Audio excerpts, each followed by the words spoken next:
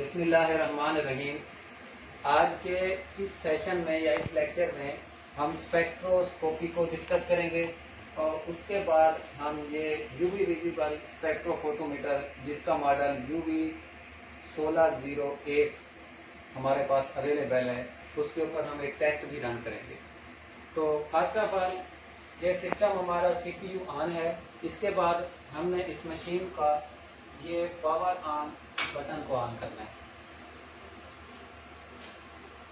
इस मशीन की पावर अब ऑन हो गई है। यहाँ पे ये लाइट मौजूद है जिससे शो होता है कि ये इंस्ट्रूमेंट अब चल पड़ा है। तो उसके बाद हमें इस LCD पे इसके सॉफ्टवेयर का एक साइन नजर आ रहा है जो कि यूवी प्रोब के नाम से है। जो स्पेक्ट्रोफोटोमीटर है इनके मुख्तलिफ मॉडल हैं। ये 1601 है, इसी तरह 1800 भी है और भी हैं। कुछ का डिस्प्ले यहाँ पे मौजूद होता है, यहाँ पे आप उनको कीपैड यूज करके इस्तेमाल कर सकते हैं, लेकिन हम इसको सॉफ्टवेयर के थ्रू ही ऑपरेट करवा रहे हैं क्योंकि हमें इसका प्रिंट भी चाहिए, स्पेक्ट्रम भी चाहिए। तो इसमें जो सॉफ्टवेयर इंस्टॉल है इस मशीन को ऑपरेट करने के लिए वो यूवी प्रोब के नाम से है। अब यूवी प्रोब ओपन हो गया, हमने इसको कनेक्ट करना है। अब ये चीज चेक करने वाली है कि फर्स्ट ऑफ ऑल ये सॉफ्टवेयर, ये मशीन इंटरनली ये सारे पैरामीटर का क्रॉस चेक करेंगे। ये step by step,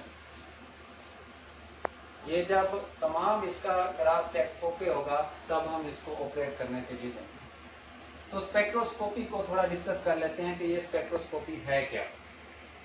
actually electromagnetic radiations का किसी भी मैटर के साथ जो इंटरेक्शन है, किसी भी मैटर के साथ इलेक्ट्रोमैग्नेटिक रेडिएशंस का जो इंटरेक्शन है, उस स्टडी को हम स्पेक्ट्रोस्कोपी कहते हैं।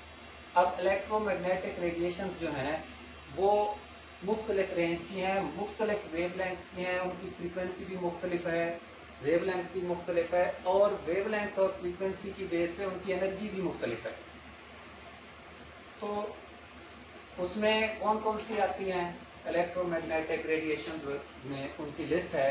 First of all gamma rays, first of all gamma rays, gamma rays के बाद एक्स रेज, एक्स रेज के बाद अल्ट्रावायलेट रेज, अल्ट्रावायलेट के बाद विजिबल की तरफ आप आ जाते हैं, विजिबल के बाद है इंफ्रारेड, इंफ्रारेड के बाद है माइक्रोवेव्स, माइक्रोवेव्स के बाद आती है रेडियो वेव्स। ये एक स्टेप बाय स्टेप स्पेक्ट्रम बनता है। इस स्पेक्ट्रम को हम कहते हैं इलेक्ट्रोमैग्नेटिक स्पेक्ट्रम, जिसमें ये जो रेज हैं, जो रेडिएशंस हैं, इनकी तरतीब चल रही होती है। Gamma rays, x rays, UV rays, UV में अल्ट्रावायलेट, विजिबल, उसके बाद इंफ्रारेड, इंफ्रारेड के बाद माइक्रोवेव और रेडियो वेव। और इन जब का अब ये जो मैंने आपको टाइप्स बताई हैं, इन हर एक की जो वेवलेंथ है वो भी डिफरेंट है और जो उसकी फ्रीक्वेंसी है वो भी डिफरेंट है और एनर्जी भी डिफरेंट है। तो हम लोग जब इस मशीन पे वर्क करते हैं तो हम कौन सी रेज या रेडिएशन यूज करते हैं, तो वो हम यूज करते हैं अल्ट्रावायलेट, यूवी विजिबल। तो इस बेस पे हम इसको यूवी विजिबल स्पेक्ट्रोफोटोमीटर या यूवी विजिबल स्पेक्ट्रोफोटोमेट्री कहते हैं, क्योंकि हमने उन वो जो इलेक्ट्रोमैग्नेटिक रेडिएशन थी उनमें से हमने कौन से वाली सिलेक्ट की है, यूवी या विजिबल। तो अब अगर आप इस क्रोमैटोग्राम को, स्पेक्ट्रम को देख लें तो ये आपके सामने क्लियर है। इलेक्ट्रोमैग्नेटिक स्पेक्ट्रम, इसमें वेवलेंथ की भी तरतीब दी हुई है, फ्रीक्वेंसी की भी दी हुई है, एनर्जी की भी दी हुई है। तो ये इलेक्ट्रोमैग्नेटिक स्पेक्ट्रम मौजूद है। इसमें ये देखें, फर्स्ट वन पे गामा रेज, उसके बाद एक्स रेज, उसके बाद अल्ट्रावायलेट, उसके बाद ये विजिबल, उसके बाद इंफ्रारेड, माइक्रोवेव और रेडियो वेव्स। ये जो वेवलेंथ आपको नजर आ रही हैं, ये वेव्स, अगर आप इनको करीब से ऑब्जर्व करें तो इनकी जो वेवलेंथ है वो शॉर्ट है। वेवलेंथ है इस वेव के यहाँ से स्टार्ट से एंड तक जो लेंथ है, अब इसका अगर स्टार्ट से एंड तक यहाँ तक ले हैं दूसरी वेव के अपर उस तक, तो ये ज़्यादा है, और अगर इनका चेक करें तो ये कम है। तो जिस रेज की वेवलेंथ ज़्यादा होगी उसकी एनर्जी कम होगी, जिसकी वेवलेंथ ज़्यादा उसकी एनर्जी भी कम और फ्रीक्वेंसी भी कम। बड़ा जिस्म जो होगा वो स्लोली हिलेगा, जो छोटा जिस्म है वो जल्दी।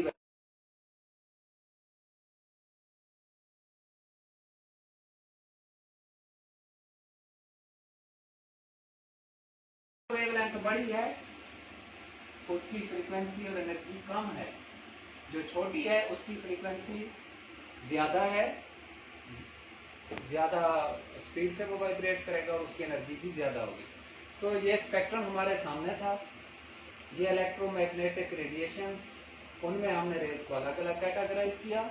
उनमें से हमने यूवी रेस जो अल्ट्रावायलेट हैं उनको चूज किया हमने इस इंस्ट्रूमेंट को इस्तेमाल करने के लिए। तो अब नेक्स्ट जो है वो इस इंस्ट्रूमेंट के पार्ट्स आ जाएंगे। अब हमारा यह सॉफ्टवेयर ओके हो चुका है यूवी प्रोब, इस मशीन ने सारा क्रॉस चेक कर लिया है, अपने पार्ट्स इसके सारे ओके। तो अब रेडिएशन का जो सोर्स है वो हमने सर्च करना है यूवी, कि हमें यूवी लाइट किस सोर्स से मिलेगी। तो वो जो रेडिएशन के सोर्सेज हैं वो 5 हैं। कितने हैं? 5। Tungsten lamp, hydrogen discharge lamp, D2 lamp, xenon, mercury.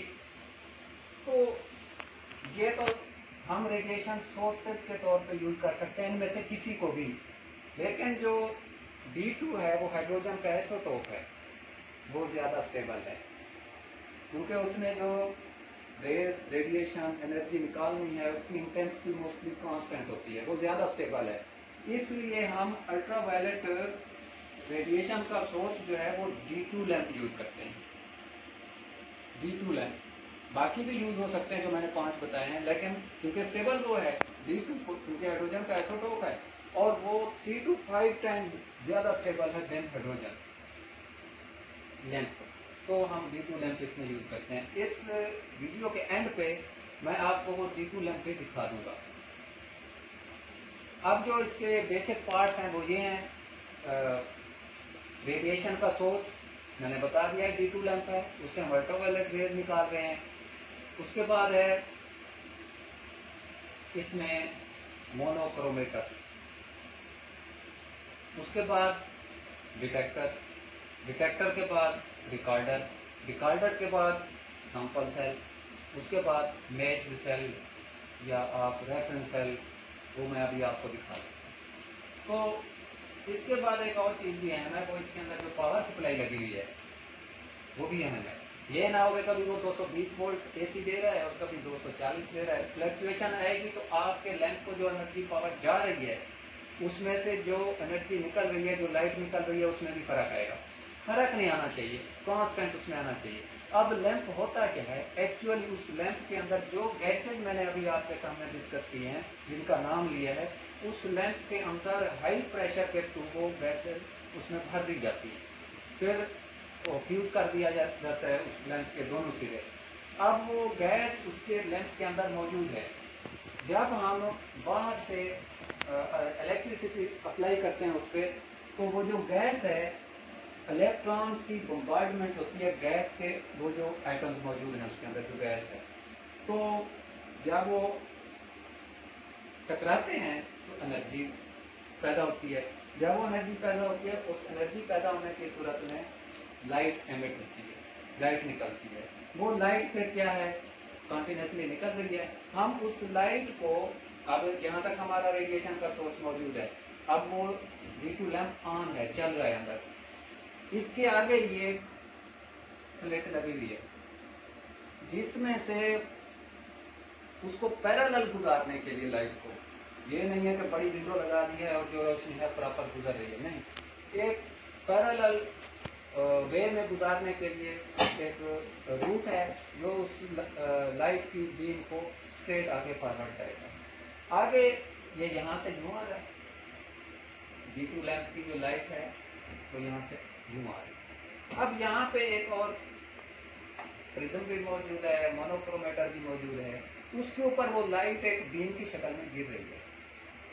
जब वो बीम की शक्ल में गिर रही है तो कुछ में तो उसके ऊपर लेयर लगी होती है सिल्वर की, कहीं पे गोल्ड की, तो उसको ऐसे टिश्यू पेपर से कभी खोल कर अंदर से साफ करना भी पड़े तो टिश्यू पेपर उसके ऊपर नहीं फेरते, ना ही उसको साफ करने की ना ही धोने की कोशिश करते हैं, क्योंकि अगर वो लेयर गायब हो गई तो वो जो बीम ऊपर पड़ रही है, जो लाइट पड़ रही है, वहाँ पे जो इलेक्ट्रॉन प्रोड्यूस हो रहे हैं, एनर्जी प्रोड्यूस हो रही है, वो आपकी बनना बंद हो जाएगी, क्योंकि वो तो एक जस्ट लेयर है। तो यहाँ पे जब वो लाइट पड़ती है तो मोनोक्रोमेटर जो है ना उसको डिस्पर्स कर देता है, उस लाइट को मुख्तलिफ वेवलेंथ पे। अब वो दो रूप देता है पीछे से जिस लाइट को उसने डिस्पर्स किया। एक जाती है रेफरेंस सेल को, सेम उसी इंटेंसिटी की जाती है सैंपल सेल, और जो हमने वेवलेंथ सेट करनी है उसी वेवलेंथ की लाइट वो सेट करके गुजारेगा, बाकी को वो ज़ाया कर देगा। अब फ्लो डायग्राम ये है रेडिएशन सोर्स, पैरेलल वहाँ से वो डिस्पर्स होके आगे डिवाइड होके एक रेफरेंस सेल को उसी इंटेंसिटी की बीम जा रही है, एक सैंपल सेल को जा रही है। अब हम देख लेते हैं कि ये यहाँ पे हम रेफरेंस सेल रखेंगे, ये हमारा रेफरेंस सेल और ये हमारा सैंपल है। तो जो लाइट वहाँ से पीछे से आ रही है तो वो आगे दो पार्ट्स में डिवाइड होके यहाँ से भी गुजर रही है, यहाँ से भी गुजर रही है। इसके आगे ही डिटेक्टर मौजूद है। ये देखें यहाँ पे, भैया दिखा देना, ये पार्ट दिखा दें।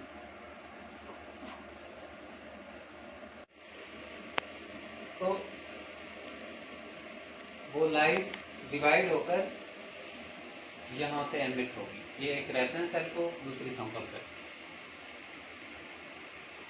और यहाँ पे आगे भी लेंस मौजूद है, वो डिटेक्टर है। लाइट पीछे से आ रही है, गुजर रही है रेफरेंस से भी, सैंपल से भी, आगे इसके डिटेक्टर मौजूद है। डिटेक्टर के बाद नेक्स्ट सॉफ्टवेयर के थ्रू रिकॉर्डर में जा रहा है, ये सारा हमारा डेटा। तो इनके अंदर जो हम रीडिंग्स या ऑब्जर्वेंस लेने के लिए सेल यूज करते हैं, उनकी भी मैं आपको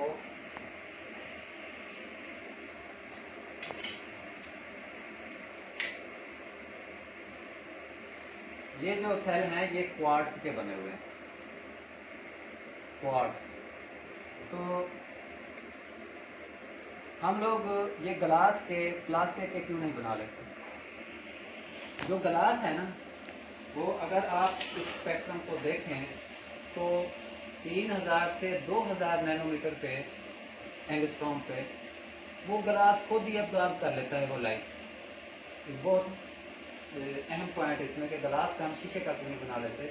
शीशा बजाते खुद ही अब्जॉर्ब कर लेता है वो लाइट जो हमने यूवी पीछे भेजी है, तो हमारा सैंपल में तो अब्जॉर्ब ही नहीं होगी, हमारा रिजल्ट नहीं आएगा। तो हम जब भी परचेज करते हैं कपल फॉर्म में, मतलब ये हम जोड़ी लेते हैं इसकी, क्योंकि वो एक ही लाट, एक ही बैच के बने हुए होते हैं और दोनों सेल की सेम अब्जॉर्बेंस होती है। अगर एक टूट जाए, हम एक किसी और लाट का यूज़ कर लें, दूसरा किसी और का, तो उसकी अब्जॉर्बेंस में फ़र्क होगा, वो कुछ और अब्जॉर्ब कर रहा होगा, वो कुछ और अब्जॉर्ब कर रहा होगा। इसलिए इसके लिए मस्ट है कि जब भी हम क्वार्ट्ज के सेल परचेज करते हैं, सेम लाट और जोड़ी में ही खरीदते हैं। तो अब मेरे भाई वो कर लेना, फिर वो क्या बात तो हाँ वो उनको चाहिए। अब जब हम फिल करते हैं, जब हम फिल करते हैं तो इसकी आपको दो साइड नज़र आ रही हैं, एक ट्रांसपेरेंट साइड है और एक जो है वो ट्रांसपेरेंट नहीं है। जो ट्रांसपेरेंट साइड है वो हमने यूं रखनी है ताकि लाइट इन और आउट, और इसका 1/4 पार्ट जो है ना वो खाली होना चाहिए, 3/4 जो है ना फिल्ड होना चाहिए।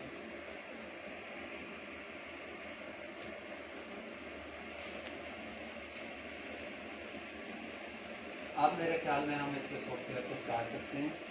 तो ये सेल का भी पता चल गया, क्यूबिक, ये क्वार्ट्ज या फ्यूज सिलिका का बना होता है। तो अब इसने अपना क्रॉस चेक कर लिया, सारे इंस्ट्रूमेंट ओके हैं, अब हम ओके कर लेते हैं जी। अब पहले था कनेक्ट, अब डिस्कनेक्ट, सॉफ्टवेयर कनेक्ट हुआ पड़ा है। तो अगर आपने सारे पैरामीटर्स देखने हैं तो व्यू में जाएं और देखें कौन सा कोई अनचेक पड़ा है, तो उसको भी आप इंस्ट्रूमेंट बार और ये सारे ऑटोमेटेड स्टेटस ओके। तो अब फर्स्ट वन पे हम लोगों ने जाना है मेथड में। एक चीज उससे पहले मैं आपको बता दूं, ये 3 ऑप्शन पड़ी हैं यहाँ पे, ये स्पेक्ट्रम की, फोटोमेट्रिक, कैनेटिक्स। हमने जब इसका स्पेक्ट्रम लेना है तो तब हम इसका स्पेक्ट्रम मोड ऑन करें, स्पेक्ट्रम प्रॉपर्टी। नेक्स्ट हमने मेथड में जाना है। अब मेथड में जो सेटिंग है, फर्स्ट वन पे है मेजरमेंट। मेजरमेंट में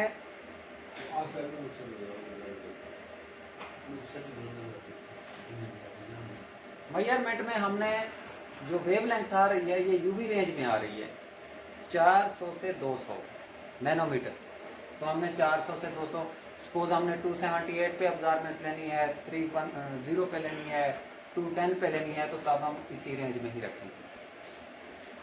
नेक्स्ट ये मेजरमेंट में, इसमें अगर आपने जो अपना रिकॉर्ड सेव करना है वो किसी फोल्डर में करना है, नया फोल्डर बनाना है, तो ये यहाँ से आप इस विंडो को इस तरह खोलेंगे।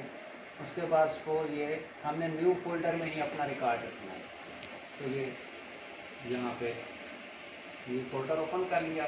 उसके बाद ये कि आप सैंपल वगैरह का जो नाम लिखना चाहते हैं वो लिख सकते हैं। लेकिन इससे आगे भी कुछ चीज़ें हैं जो सेट करने वाली हैं, वो ये हैं कि सैंपल प्रिपरेशन, यहाँ पे अगर आपने वेट मेंशन करना है, वॉल्यूम मेंशन करना है, डाइल्यूशन जिस तरह बनाई है तो वो भी आप लिख सकते हैं। और यहाँ पे कोई इंफॉर्मेशन है, सपोज प्रोडक्ट डायरेक्ट का नाम लिखना चाहते हैं तो वो भी आप लिख सकते हैं। उसके बाद इंस्ट्रूमेंट पैरामीटर्स, यहाँ पे एक चीज़ जो सेलेक्ट की है वो है एब्जॉर्बेंस। तो आप एब्जॉर्बेंस भी चेक कर सकते हैं, ट्रांसमिटेंस भी चेक कर सकते हैं, एनर्जी, उसके बाद रिफ्लेक्टेंस। लेकिन हम क्योंकि एब्जॉर्बेंस ही चेक करने जा रहे हैं तो हम एब्जॉर्बेंस को भी करेंगे। नेक्स्ट इंस्ट्रूमेंट पैरामीटर्स हो गया। अटैचमेंट में आपने कुछ नहीं करना, नाम ही रहना। मेजरमेंट में आपने इस फोल्डर में सेलेक्ट कर दिया, आपका रिकॉर्ड इस फोल्डर में जा रहा है, न्यू फोल्डर जो कि हमने पीछे ओपन करके देख लिया था। नेक्स्ट अगर आपने एनालिस्ट का नाम लिखना है, कोई कमेंट लिखना है जो आपके स्पेक्ट्रम पे है, तो वो आप इसमें सेट कर ओके कर देता हूँ। अब जब आप ये चीज़ें सेट कर चुके हैं तो आप ओके कर दें। ये आपके स्पेक्ट्रम की रिक्वायरमेंट्स थी, जो चीज़ें आपने उसके ऊपर लिखनी थी। मेजरमेंट में जाके ये चीज़ें जो आपके सामने आई हैं इनको आप सेट कर सकते हैं। रिकॉर्ड कहाँ पे सेव करवाना है, कोई एनालिस्ट का नाम कमेंट लिखना है, वो आप इसमें सेट कर सकते हैं। सैंपल प्रिपरेशन में कितने माइक्रोग्राम का आपका सैंपल है, कितना वेट वाली है। इंस्ट्रूमेंट पैरामीटर्स में आपने एब्जॉर्बेंस लेनी है या ट्रांसमिटेंस। एब्जॉर्बेंस वो की है कि जैसा कि मैंने पहले बताया कि किसी मैटर का इलेक्ट्रोमैग्नेटिक रेडिएशन के साथ जो इंटरेक्शन है उसको स्पेक्ट्रोस्कोपी कहते हैं।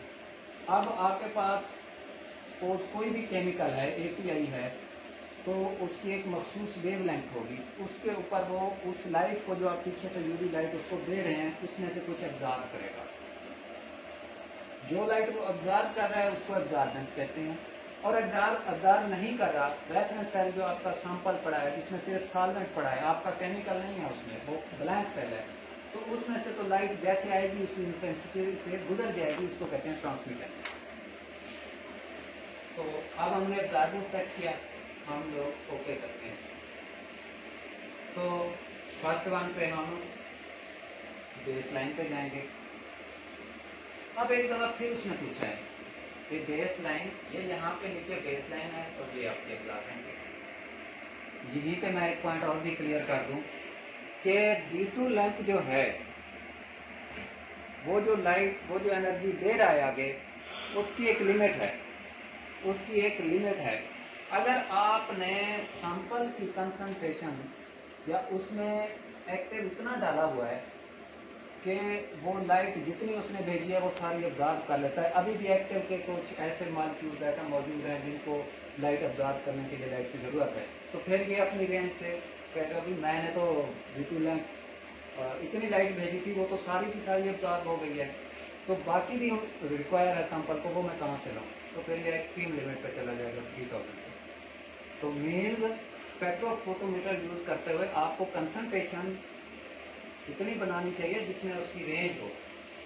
ये ना हो कि आप इतना हैवी वो सैंपल बना रहे हैं, उसमें सल्यूट इतना डाल दें कि वो जितनी लाइट भेज रहा है एक इंटरवल में उससे भी ज़्यादा आगे सैंपल को रिक्वायर है, तो वो फिर आउट ऑफ रेंज है, तो उसकी पीक फिर यहाँ पे यूज हो जाएगी 3000 तक चली जाएगी। तो एक दफ़ा फिर वो पूछ रहा है कि आपने इस रेंज में ही लेनी है रीजन, तो नेक्स्ट ओके। अब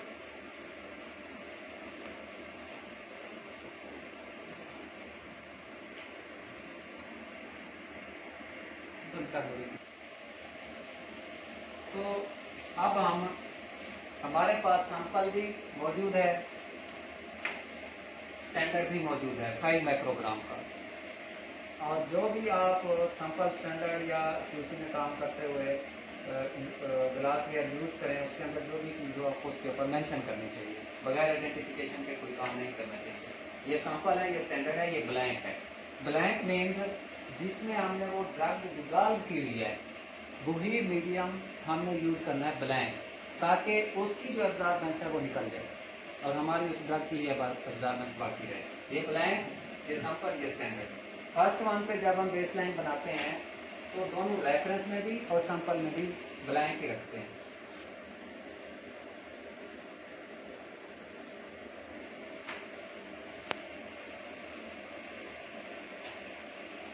इसके बाद आपको इसकी ट्रांसपेरेंट साइड को एक दफ़ा टिश्यू से साफ कर लेना चाहिए ताकि कोई पार्टिकल वगैरह नहीं।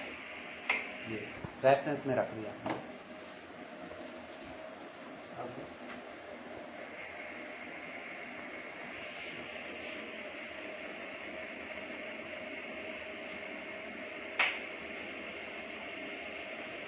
अब दोनों सेल्स में मैंने सेम सॉल्वेंट वही जो ब्लैंक के तौर पर यूज हो रहा है वही रख दिया।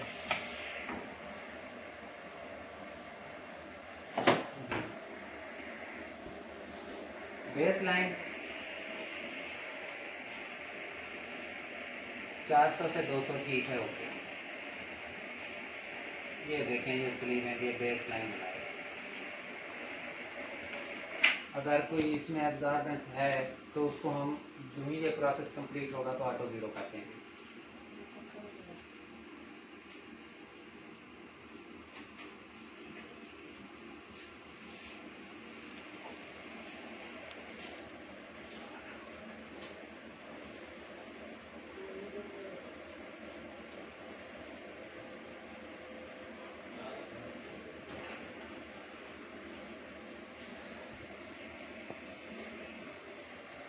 हमने रेंज दी थी 400 से 200, तो 400 से 200 नैनोमीटर तक उसने स्कैन कर लिया, बेस लाइन बना ली। अब हम इसको ऑटो ज़ीरो, वैसे इसमें है ही नहीं कोई एब्जॉर्बेंस कोई रीजन, तो हम इसको ऑटो ज़ीरो कर देते हैं। अगर होती यहाँ पे कोई 0.01 कोई एरर होता तो हम इसको ऑटो ज़ीरो कर देंगे। नेक्स्ट मेथड में जाएं और ये सपोज हम स्टैंडर्ड यूज करने जा रहे हैं तो मैं STD लिख देता हूँ, स्टैंडर्ड ओपन। अगर आपने किसी एनालिस्ट का नाम लिखना है तो इससे आगे वाली विंडो में एनालिस्ट का नाम लिख लीजिए, ओके। अब ये 2 पैरामीटर सेट कर दिए। अब मैं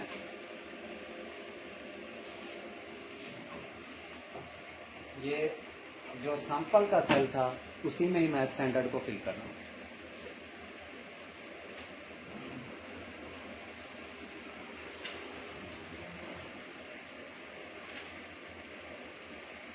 बेस्ट यही वे है कि आप इसकी एब्जॉर्बेंस लेने से पहले थोड़ा इसको शेक कर लें।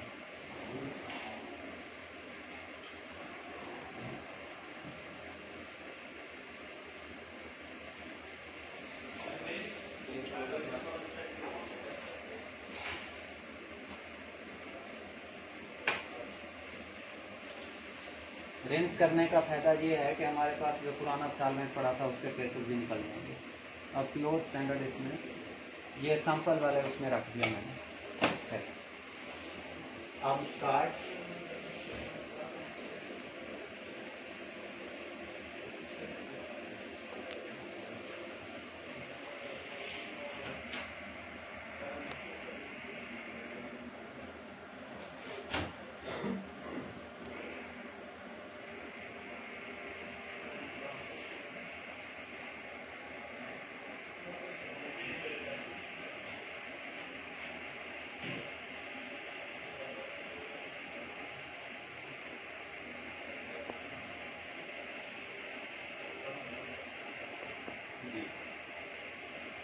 अब इसने अपना प्रोसेस कंप्लीट कर लिया। यहाँ पे ये जो विंडो नज़र आ रही हैं, इनमें एक एक्टिव का आपको सिंबल नज़र आ रहा है। एक्टिव मीन्स जस्ट आपने एक क्रोमेटो स्पेक्ट्रम इसका लेना है।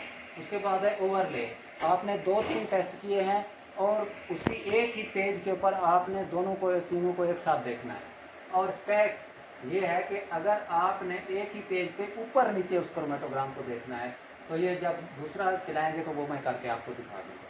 अब इसमें एक पॉइंट है पॉइंट पिक के नाम से, दूसरा है पीक पिक के नाम से। अगर आपने 200 से 400 जो रेंज हमने रखी थी, वो टोटल रेंज चेक करनी है कि कहाँ पे इसकी मैक्सिमम एब्जॉर्बेंस सही है, तो उसके लिए आप करेंगे पीक पिक। और अगर आपने सिंगल उसके पॉइंट पे चेक करना है तो फिर हम करेंगे पॉइंट पिक। तो ये हमने पॉइंट पे किया, यहाँ पे ये विंडो खुल गई। अब क्योंकि इसकी एब्जॉर्बेंस हमारी 276 पे है, तो यहाँ पे एंटर कर दें 276 और क्लिक करेंगे तो ये 0.502 इसकी एब्जॉर्बेंस है, ये 276 पे। ये हमारा स्टैंडर्ड था। अब नेक्स्ट हमने इसका सैंपल भी चलाना है, तो दोबारा हम मेथड में जाएंगे। अब आप इसको सेव करवा दें यहाँ पे, अगर आपने सेव करवाना है तो सेव की ऑप्शन और प्रिंट की ये ऑप्शन है अगर आपने प्रिंट लेना है तो नेक्स्ट सैंपल के लिए ये दोबारा हम इस मेथड में जाएंगे और इस विंडो को क्लिक करेंगे। तो पहले मैंने एसटीडी स्टैंडर्ड का एप्लीकेशन लिखा था, लेकिन अब मैं एसएमपी लिख देता हूँ जो कि सैंपल का है। ओपन। अगर आपने एनालिस्ट का नाम चेंज करना है तो वो कर सकते हैं। ओके। तो अब मैं सेल के अंदर जो है उसी तरह जिस तरह स्टैंडर्ड लिया था, सब बंदे से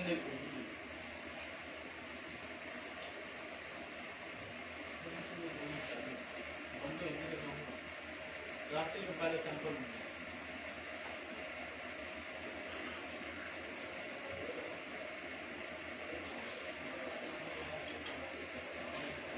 सैंपल फिल कर लिया अभी सारी।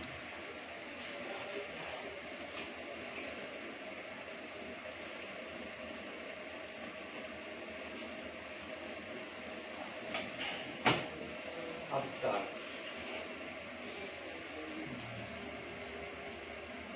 पहले हमारा स्टैंडर्ड चला है, अब हमारा सैंपल चला है।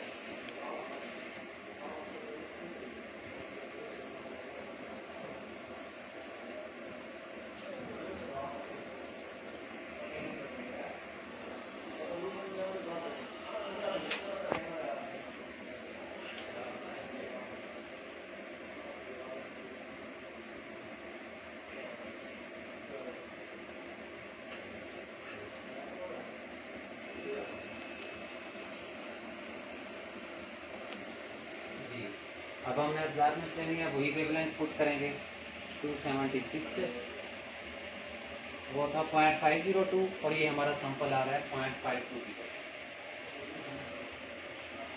अगर हम इसकी कंसंट्रेशन 5 माइक्रोग्राम की बजाय कुछ 25, 30, 40, 50 माइक्रोग्राम बनाते तो ये 0.520 जो है ये रेंज से आउट हो जाती है एब्जॉर्बेंस। तो हमारा ये स्पेक्ट्रो वहाँ पे फेल था, मेन जिसके बस का रोग नहीं था।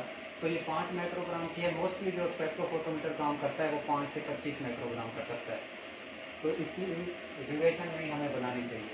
जो HPLC है वो इससे ज़्यादा हाई कंसनट्रेशन पे काम करता है। जो HPLC में है, जहाँ पे फ्लो सेल का जो नाम हम सुनते हैं, यहाँ पे यही आर्म सेल जो है उस फ्लो सेल की जगह पे काम कर रहे हैं। यहाँ पे या हम रिमूव कर सकते हैं, वहाँ पे रिमूव नहीं कर सकते। मोबाइल पे के थ्रू गुजर रहा होता है, उसमें से मोबाइल पे अगर हम साइड से सैंपल इंजेक्ट करते हैं तो ऑटोमेटिकली सही होता है। तो अब हम इसको सेव करवा देंगे। सेव करवाने के बाद प्रिंट की ये ऑप्शन है। जो मैंने आपको एक्टिव और ओवरले की ऑप्शन बताई थी वो मैं आपको दिखा देता हूँ। ओवरले, ये और स्टैक, ये दो हमने किए थे, ऊपर नीचे एक ही पेज पे नज़र आ रहे हैं और आप कंटिन्यू फंक्शन को अपनी मर्जी के मुताबिक इस्तेमाल कर सकते हैं। अब मैं इसको सेव करवाने के बाद इस सॉफ्टवेयर को डिस्कनेक्ट करवाने जा रहा हूँ और एंड पे मैं आपको इसका रेडिएशन सोर्स दिखा देता हूँ कि D2 लेंथ क्या है और इसमें टंगस्टन लेंथ यूज हो रहा है वो क्या है। तो डिस्कनेक्ट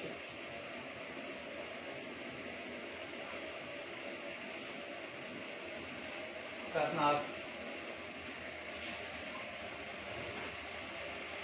और मशीन को भी स्विच ऑफ कर दें।